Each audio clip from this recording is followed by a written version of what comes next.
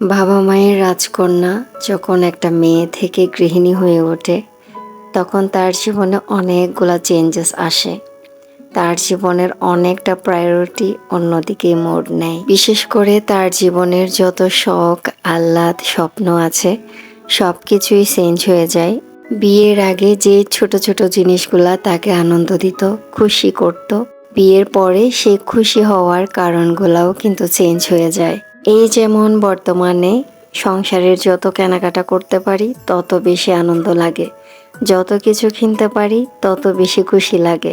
সংসারের জন্য প্রয়োজনীয় এবং আমার অনেক দিনের শখের একটা জিনিস কিনেছি। আজকে সেটা নিয়ে ডিটেলস আপনাদের সাথে শেয়ার করব।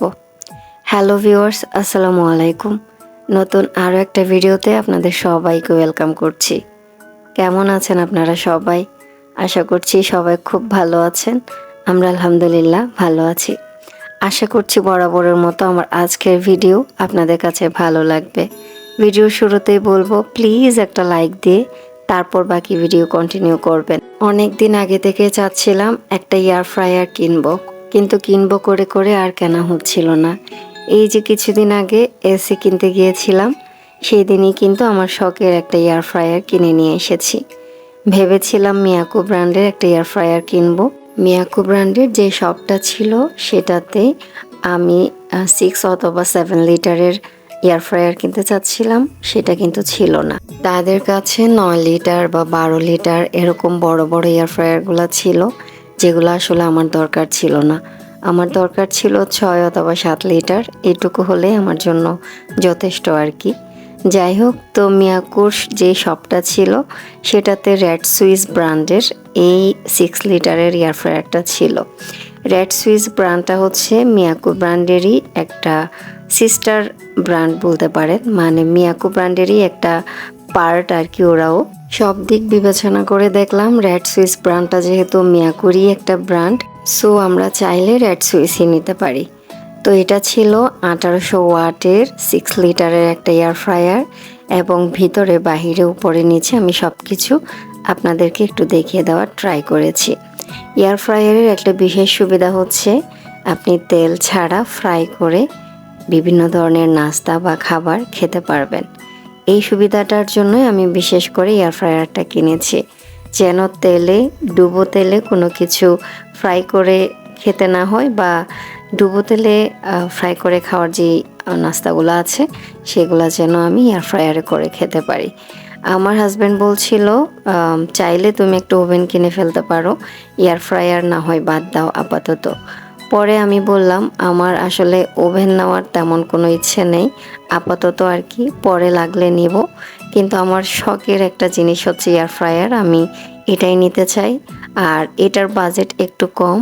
ওভেন নিতে গেলে, একটা ভালো ওভেন নিতে গেলে প্রায় 20,000 প্লাস বাজেট করতে হয়, যার কারণে আমি আপাতত এয়ার ফ্রায়ারটাই কিনেছি। যাই হোক, এই তো এয়ার ফ্রায়ারটা আমি কোথায় সেট করেছি দেখতে পাচ্ছেন। এটা আমি আমার ক্যাবিনেটের একটা তাকের মধ্যেই রেখেছি, যেটাতে আমি আমার রাইস কুকারটা রাখতাম। তো পাশাপাশি রাইস কুকারটাও রেখে দিয়েছি।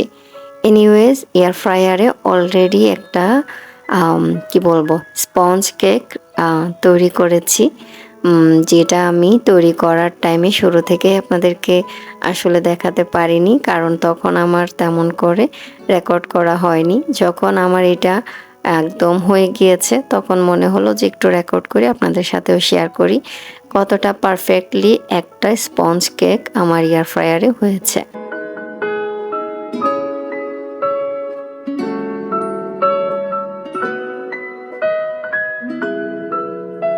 আমি কিন্তু আগে কখনো এতটা পারফেক্টলি স্পঞ্জ কেক বানাতে পারিনি। মানে আমি রেসিপি জানলেও কেন যেন আমার হাতে খুব একটা ভালো হতো না। তো আমার বাসায় এসেছে আমার ভাগ্নি, সে কিন্তু খুব ভালো কেক বানাতে পারে, একদম প্রফেশনালদের মতো, মাশাআল্লাহ। তো তাকে বলেছি তুমি আমাকে একটা কেক বানানো শেখাও, মানে তুমি তৈরি করো, আমি সামনে থেকে দেখি। ব্যাপারটা হয়ে যাক যে আমি তোমার কাছে একটা ক্লাস করছি কেক শেখার জন্য, কেক বানানো শেখার জন্য।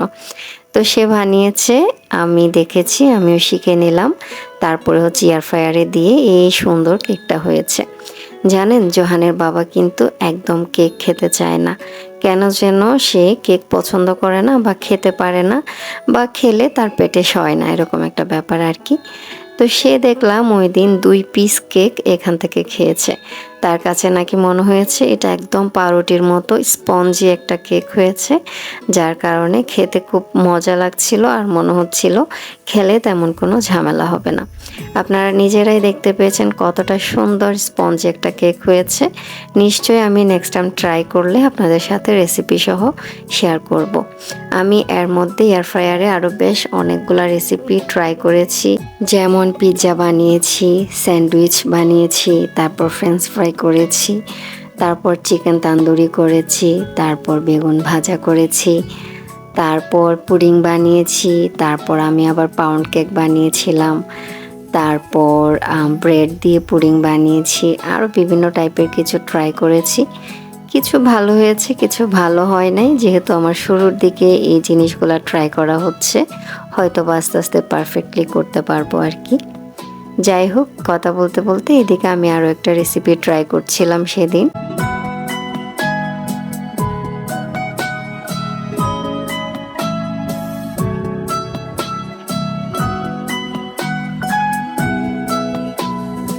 এটা হচ্ছে আমার জন্য খুবই শর্টকাট একটা ডেজার্ট বলতে পারেন। খুব অল্প সময়ের মধ্যে ঝামেলা ছাড়া করা হয়। বাসায় যদি পাউরুটি থাকে আর ডিম এবং দুধ থাকে, তাহলে আমি এটা প্রায় সময় করে ফেলেছি এর মধ্যে কয়েকবার। এই তো 3 স্লাইস পাউরুটি নিয়েছি, ছোট ছোট করে কেটে নিয়েছি। তারপর 2টা ডিম দিয়ে 1.5 কাপ মতো দুধ দিয়ে ভালো করে মিক্স করে নিয়েছি, যেরকমটা আমরা পুডিং বানানোর ক্ষেত্রে করি ঠিক সেরকম। একটা ছোট্ট মোল্ডে একটু তেল ব্রাশ করে নিয়েছি, তারপর আমার মিক্সচারগুলা দিয়ে দিয়েছি। তারপর যে পাউরুটির স্লাইসগুলো করেছি ছোট ছোট করে, সেগুলো এখানে দিয়ে ভালো করে মিক্স করে নেব।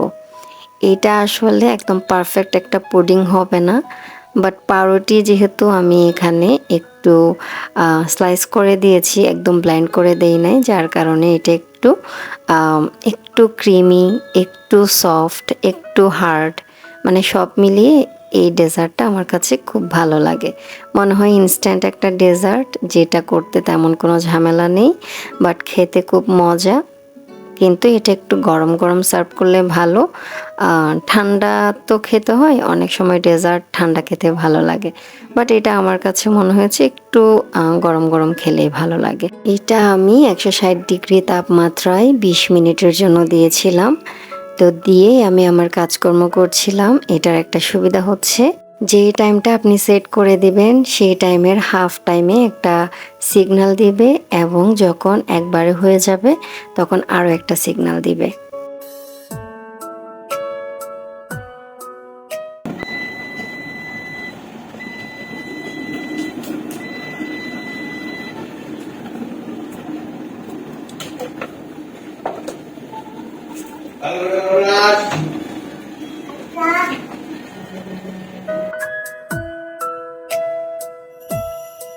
এই তো আমার ডেজার্টটা হয়ে গিয়েছে।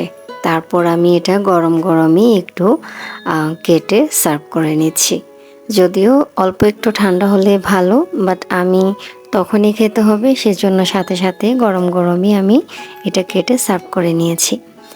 এনিওয়েজ, বর্তমানে কিন্তু এয়ার ফ্রায়ার অনেক বেশি জনপ্রিয়। আমরা ফেসবুকে একটু ঢুকলেই সবার রিলসে দেখি, মানে যত ইনফ্লুয়েন্সার আছে সবার বাসায় মনে হয় এখন একটা একটা করে এয়ার ফ্রায়ার আছে। তাদের কাছে তো সুন্দর করে এক একটা পিআর আসে। দেখলাম TQIU ব্র্যান্ডের পিআর অনেক বেশি পায় তারা। তো সবার বাসায় TQIU ব্র্যান্ডেরই এক একটা এয়ার ফ্রায়ার আছে। সেই ব্র্যান্ডটা যেহেতু অনেকটা নতুন, আমি সেজন্য সেটার দিকে যাইনি। নেক্সটে কয়েকটা রেসিপি আপনাদের সাথে শেয়ার করার ট্রাই করব। আমার ভিডিওটা আপনাদের কাছে আজকে কেমন লেগেছে প্লিজ জানাবেন। ভিডিও ভালো লাগলে একটা লাইক দিতে ভুলবেন না। নতুন যারা আমাকে দেখছেন প্লিজ চ্যানেলটা সাবস্ক্রাইব করে আমার পাশেই থাকবেন। নেক্সট ভিডিওতে আবারও দেখা হবে, আবারও কথা হবে। Till then take care and thanks for watching this video. আল্লাহ হাফিজ।